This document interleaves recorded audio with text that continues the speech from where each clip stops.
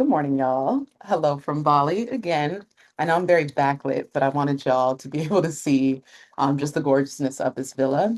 I'm here hosting a mastermind, and we're creating content series, and they're upstairs now getting photo shoots done, new headshots, and just images for their new products that they're launching and services.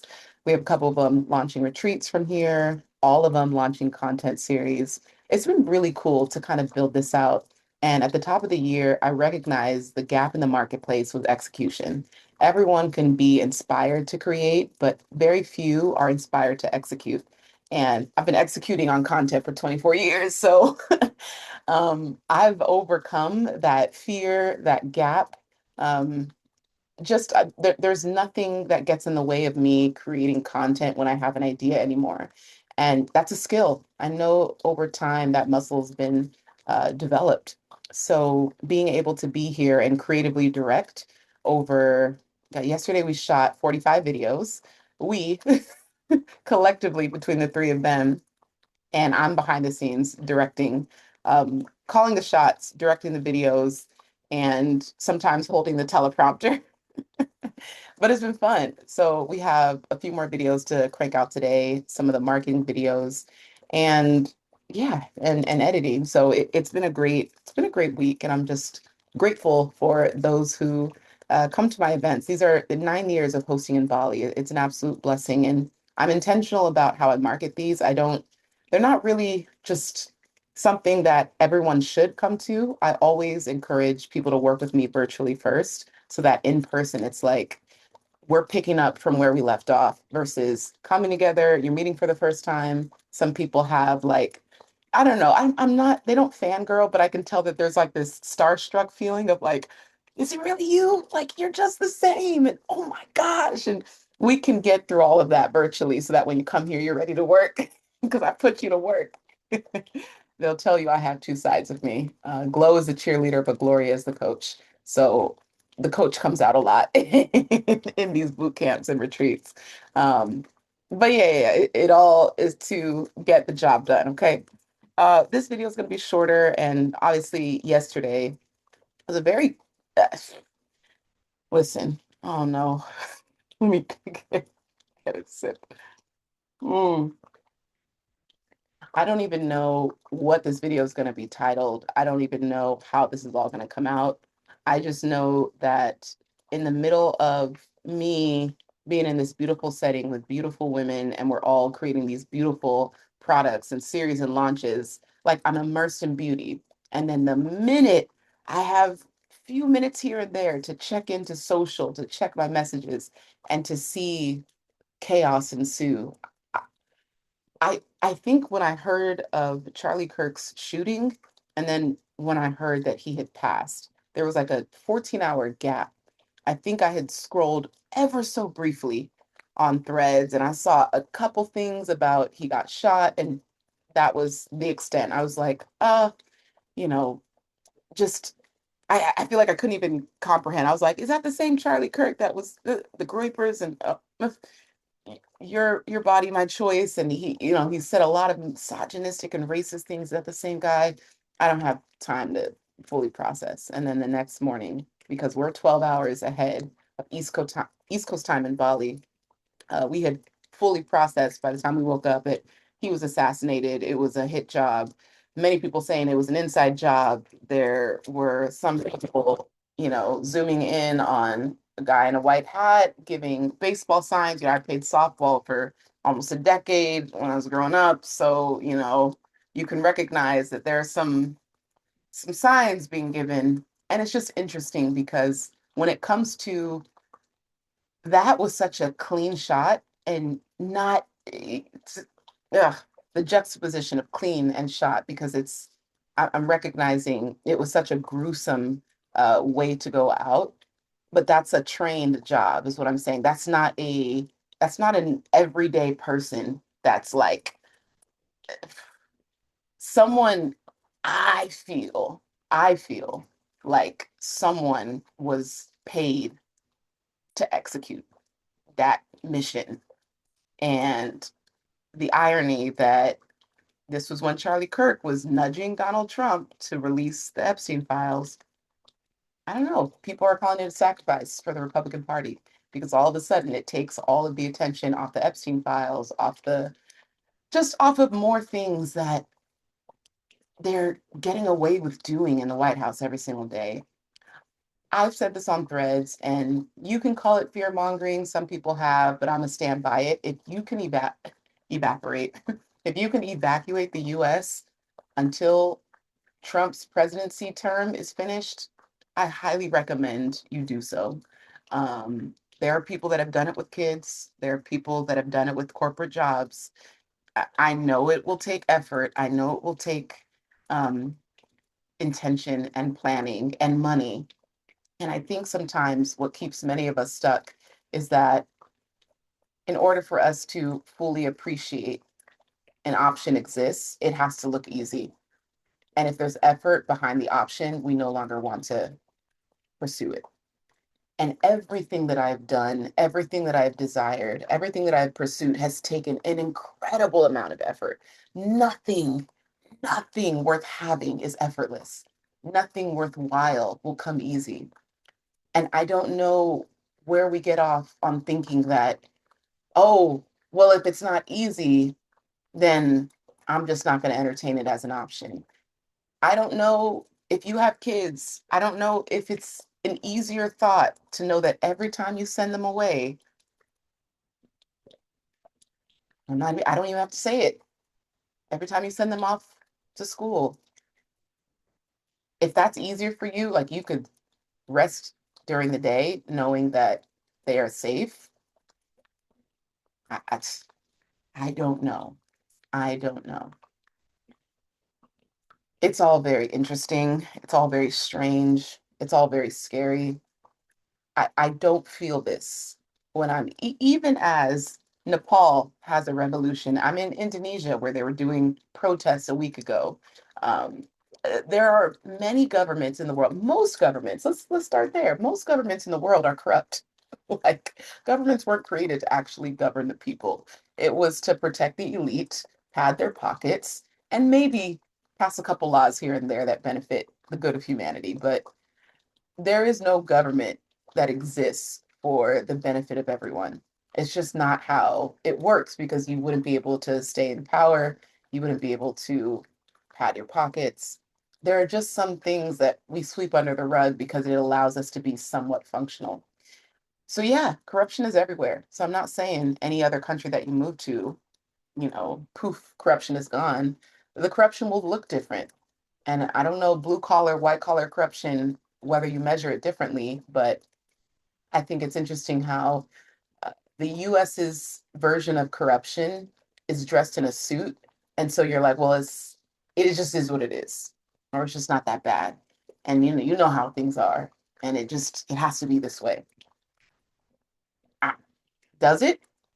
If we let it, it will. But it's gotten to a point where it's like, I don't want to say we're at the point of no return, but I don't see how we go back to the Obama days. I don't see how things go back to a semblance of normalcy. Everything feels like it's at the point of collapse and we are reaching a new breaking point. And I just, obviously I have family in the US, I have friends in the US, people that I love, but just my core circle, everyone is in the US. I spent 25 years of my life in the US, and the better part of the last 10 years have been nomadic and traveling. So I'm comparing at this point 25 years to 10 years.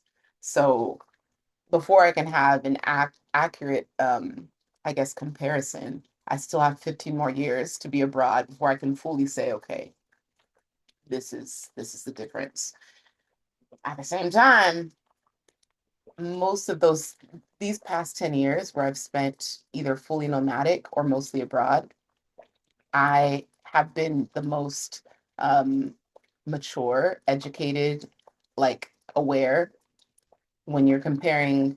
my US lived experiences to when I was 8. It's like, okay, I didn't have many options. So some could say I should only count my US years starting from 18. So in that case, I mean, we're now comparing 5 years to 10 years. And the 10 years far outweigh the 5 years. Oof, it's ghetto, it's ghetto. Okay, let me, I don't know, share something of hope. I don't know. So I'm not just making this a dreadful video. Um, to the people that know they have to stay in the US, uh, or that just don't have options because, aging parents, work circumstances, just, I don't know. There's lots of things tying you down. Kids are too young, kids are in school. Um, keep the hope, but now more than ever, do not try to isolate. Do not try to say, oh, it's me and mine's. Like, I don't know how to trust anybody. I Divide and conquer has been, if you read 48 Laws of Power by Robert Greene, it is the most toxic, corrupt, and insightful book you will ever read on how nations, governments, and powerful but brutal CEOs operate. And if you're an entrepreneur, don't read that as a playbook. It is a book of warnings, basically. But divide and conquer is one of the oldest tricks in the book. And if the US can continue to keep the left versus right, if that can always be at the forefront of our political conversations, then they don't have to worry about people looking at them and holding them accountable. So I want you to befriend people that you don't really understand. You don't really think they have it all together. You are confused as to why they are mourning the loss of Charlie Kirk, which I have to be honest, I have some Christian friends from college on Instagram, and they are making these heartfelt tributes to Charlie Kirk. And I'm like, yo, how did I miss this? Yo, what? And I have to give the benefit of the doubt that they likely, maybe they have, but most likely have never heard most of the racist and misogynistic things that Charlie Kirk has said about Black women, about immigrants, about the LGBTQ community. Because I don't know how you celebrate a man's legacy that was full of hate. I don't know how that happens. And even as a Christian, I don't look at Charlie Kirk as a Christian first. I look at him as a man who lacks a moral compass. Like that was his legacy. He had no moral compass to stand on. Everything out of his mouth was divisive and hateful and nasty. I can't bring it to me to celebrate a legacy of that. At the same time, he did not deserve to be assassinated. But if you're mourning and championing his character, you might want to look up who he really was. It was right in front of us. I mean, man. So that's not uh, Jesus. Even like it's all up and through the Bible. Jesus, he loved people first, and he was so critical of Christians after. Like he was sitting with people at their core, like he was looking at their heart. And someone who had, I don't know, a promiscuous past wanted to come to him and be in his presence, and he welcomed her because he could see her heart was full of faith and she was trying to do better and she was trying to seek understanding and trying to love. And he looks at the religious leaders and the people that are self-righteous and the people that look down on others, the people that have so much, like, out of the abundance of the heart the mouth speaks. Can you Out of the abundance of the heart, the mouth speaks. If your heart is full of nastiness, hatred, divisiveness, criticism, anger, belittling, racism, misogyny, Your mouth is speaking that. So Charlie's heart was full of darkness. And so his mouth easily spewed darkness. That's not Christianity. That's not godly. Anyone could quote scripture. The devil knows the Bible, which is even the devil knows scripture. Okay. I'm getting that'll be another video. I have a beautiful day ahead, so I don't want to let this throw me off track, but I just wanted to hop on and share because um, in these daily videos that I'm doing for a year, obviously the majority are to help you, the majority are to teach you, the majority are to pour into you. But every now and then there's going to be a video like this where I just speak on current events and I just I tell it how it is. And I posted something on Instagram. You could check it out. It's Glow Graphics is my username, GLO Graphics, and it's already at I think 300,000 views. I wouldn't be surprised if it hits a million views in 24 hours because the words that I said, I'll just read it because I when I needed to say something, and I don't speak from a place of forced obligation, but I've, built a lot of my brand as someone who is like, I'm a public commentary from certain people at some point just become expected. So I knew people would be eventually looking at like, what's Glow going to say about this? So I did 8 slides, and 5 of them are my words, and then 3 are screenshots from things that I saw on threads. So the first slide I said, America calls it freedom, but guns have made prisoners of us all. No one is safe, not even people like Charlie Kirk who defended them. This is the cost of a culture that insists guns and safety can share the same sentence. And then I have a screenshot of someone else's words from MK Rolian. He said CNN cutting from the Charlie Kirk coverage to cover to coverage of a school shooting is a really is really a uniquely American experience. Oof, I can't read. The next slide, I say, paraphrased, these are Charlie Kirk's words. Some gun deaths each year are an acceptable cost to preserve the Second Amendment, which protects our God-given rights. I said, but is gun ownership a God-given right or a cultural preference? There is no commandment I know of that condones weapons. A screenshot of someone else's words. His name is Jesse. He said, today at noon, a gun rights champion was assassinated while answering a question about mass shootings. 14 minutes later, there was a school shooting in Evergreen, Colorado. That, my friends, is a distinctly American sequence of events. My words. Next slide. In America, you can have the freedom to carry or the safety to exist, but rarely both. Next slide. Brandon on tour, his words. So not only was there a school shooting in Colorado and Charlie Kirk was assassinated in Utah, but a man beheaded a coworker at a motel in Dallas with a machete. The United States is a nightmare. I can't. And someone under them said, her name is Jenny, we are the savage and dangerous third world country they tell us exists abroad. Every now and then I want to say something, but someone says it 10 times better, and it makes me feel good that I could share and amplify their words. Because it's like, it's such a beautiful and brutal truth. We are the savage and dangerous country, third world country they tell us exists abroad. My words. Next slide. What we defend in this country eventually comes for us too. Next slide is I screen recorded a slideshow where Julie, she said, this is what it looks like to stay informed in 2025. And it's a picture of Scarlett Johansson just looking frazzled, someone else sitting with a blank stare. It's funny, but that was the second most liked slide on this carousel. So yeah, it's at 300,000 views. This is the first post I think I've ever posted that has a 50% share rate, meaning 1 out of every 2 people that like the post also share it. That's crazy. That's how resonant the words were. And that's all I'm gonna say about it.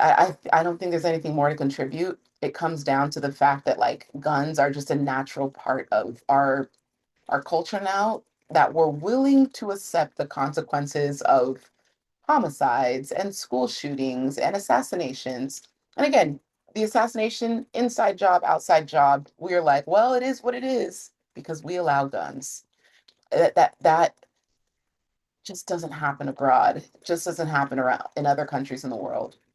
And with China now being a number one, like here's the actual world order. Because if you read the book Changing World Order by Ray Dalio, he'll talk about how every 250 years there is a shift in who the new global power is. And the US turns 250 years next year. Okay. So China is now number one global powerhouse. Like they are dominating in every way, shape, and form. Go visit China, your mind will be blown. All of this made in China, everything is so cheap. Propaganda. China is dope. Okay. Number two, Russia. They, that's all I'm gonna say. Number two is Russia. They are the bullies of the world and they will get away with whatever they want. We have seen them do that time and time again. And then number three is the US, who is now trying to create this alliance with Russia to see how they can take over China. So it's just crazy how everything is a game and everything is about greed, power, land, war, more. Okay. Escape. Evacuate the US if you can, because it is only going to get worse. And I'm not saying that to fearmonger. It is the truth. I am basing that in the reality that the fact that life in the US has gotten worse since Donald Trump has taken this second term. And many believe that he is not going to leave the term. Like they're going to make a way that he becomes a sitting president until he dies. That is how dictatorships start. Y'all be blessed. Y'all be blessed. Okay. Go ahead and wrap this up. I did my best. If you're new here, you can still like and subscribe. I usually don't have videos that are this dark. You can check out here for some of, no, okay, we're just going to do one side. Dang it. You can go here for the playlist, Creative Clarity for Entrepreneurs. I'll see y'all later. Bye.